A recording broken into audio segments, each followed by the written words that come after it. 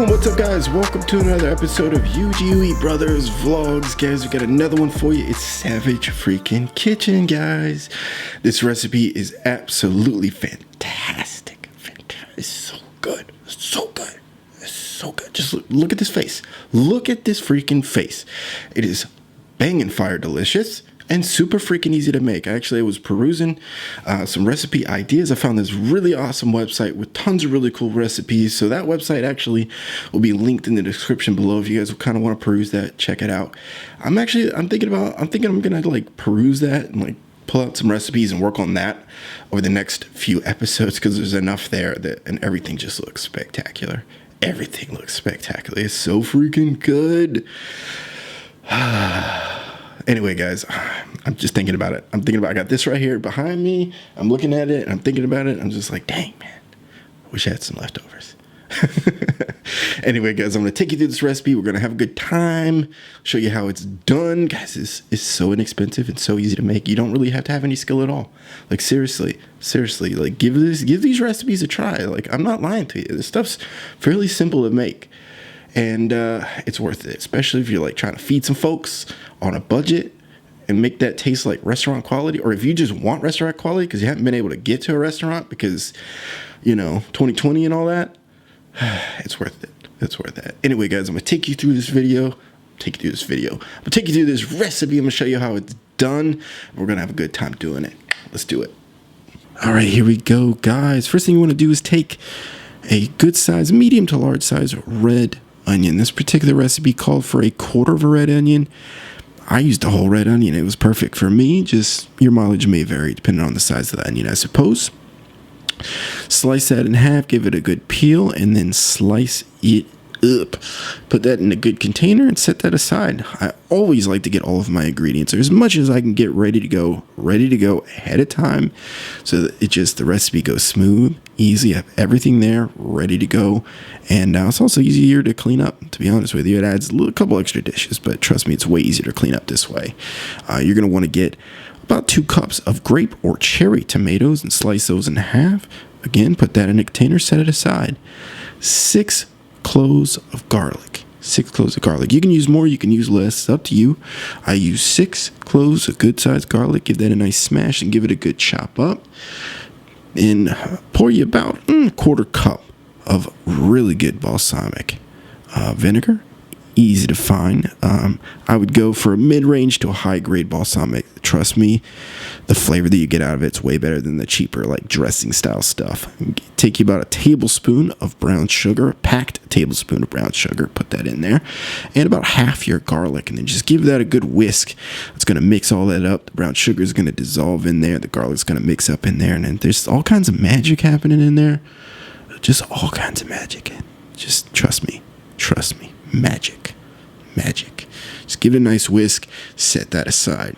Get you a good sized solid bacon dish. Get you about 3 to 4 good sized chicken breast. Pat it dry with a paper towel. Cut any excess fat you need off of it if you would like to, and then stick that in the bacon dish there. Next, you want to ground you up some coarse black pepper.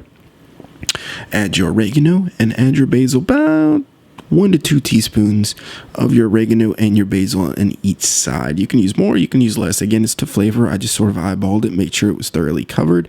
But I like these seasonings. If you're not as into them, use less. It's okay. Then you're going to take the rest of your garlic, stick that on there, and just give it a nice rub down. Rub all those seasonings into the chicken breast. And you're going to flip it and do the same on the other side. Do the same on the other side. Oh, yeah. And just after that, you're just going to take about a tablespoon of extra virgin olive oil. Give that a good drizzly all over. Make sure it's thoroughly coated. Just flip it.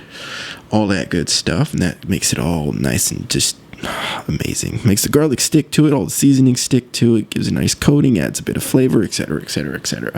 Then you're going to take your onions and your tomatoes and just work that all around the chicken. Make it look pretty. That's going to add so much. That's going to add a depth of flavor and texture. It's going to keep the chicken juicy as well, which doing baked chicken is tough. Take your sauce, pour it all over that chicken. Just all over that chicken.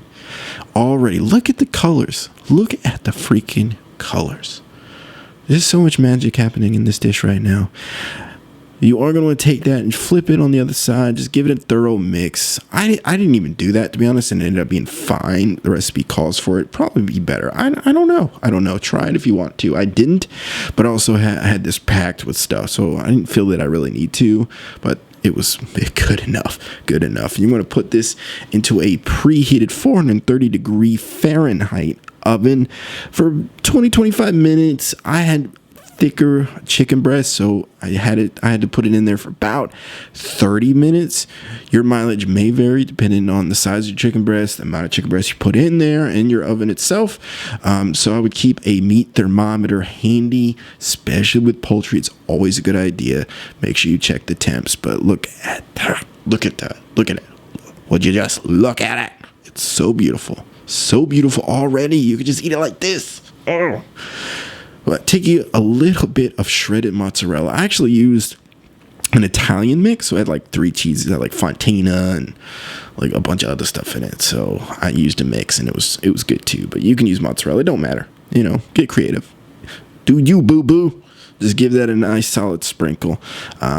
I tried to keep it on the chicken breast, but I was a little messy here. I had a bit of a fight with the cheese, and that ended up kind of all over me, which you probably noticed in the video already. It ended up on my shoulder and stuff, made a mess. But anyway, I digress. Put that back in the oven and throw it in the broiler for about 4 to 5-ish minutes until that gets nice and bubbly, starts to brown on top.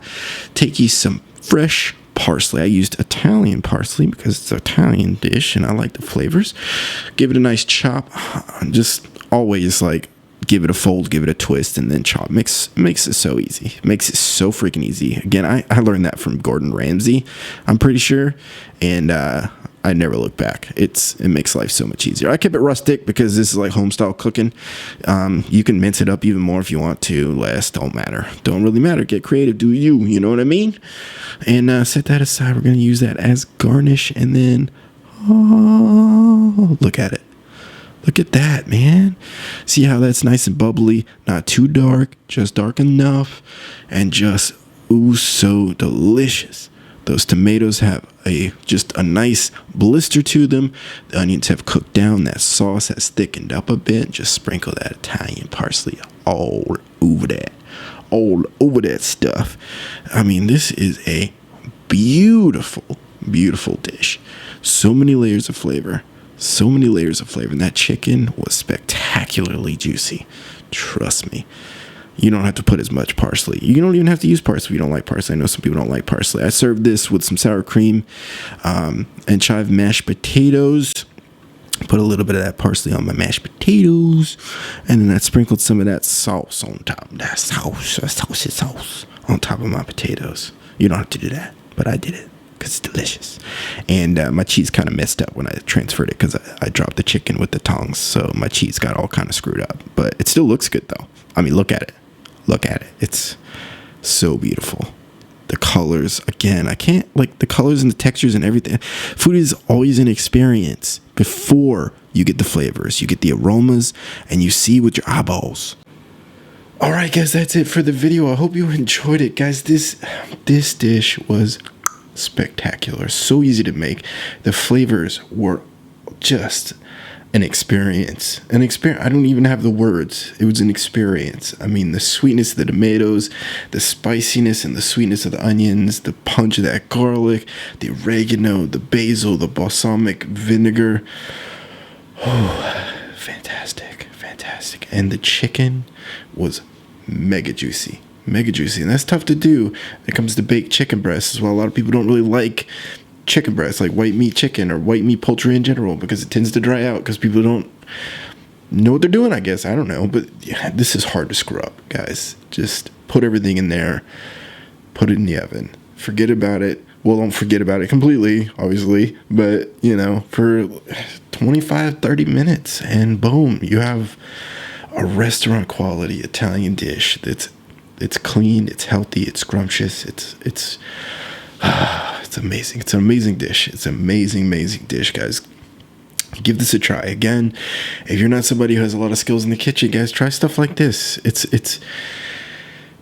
It's inexpensive. It's way cheaper than going to the restaurant. It's amazing flavors, and honestly, it really is fun once you get used to it and get into the experience of cooking itself, and not necessarily the chore of doing it. And you know, it's definitely worth it. It's definitely worth trying it. I mean, just to even save a few pennies, a few doll hairs, you know, all that good stuff. But anyways, tons of stuff coming down the pipeline. I'm so excited about this. So many recipe ideas, so many video ideas for this particular channel. We're changing the name of the channel. We're doing a lot of the artwork. Merch is coming. We're working on new trips and everything for the main channel. We're just so much we're working on to make this that much better going forward. And it's thanks to you guys that we even get to do this, and we aim to continuously improve as we go. And yeah, it's been a freaking wild ride. 4 years almost we've been doing this. It's crazy. It's freaking crazy. Anyway, guys, much love to you all. Please comment, like, subscribe. Check out our membership stuff, our Patreon stuff, if you so choose. Yeah, be on the lookout for the new video, because with this bad boy right here, I aim to continuously churn and burn. Got some upgrades to do on the computer that Joe uses and everything, so we can just continuously speed up content and all the good stuff, make everything fast and easy, and boom, so we can keep the content coming for you guys. I am dedicated to making 2021 next level. I'm so excited. Anyway, guys, till next time, stay strong, stay blessed, stay savage, guys. Peace out.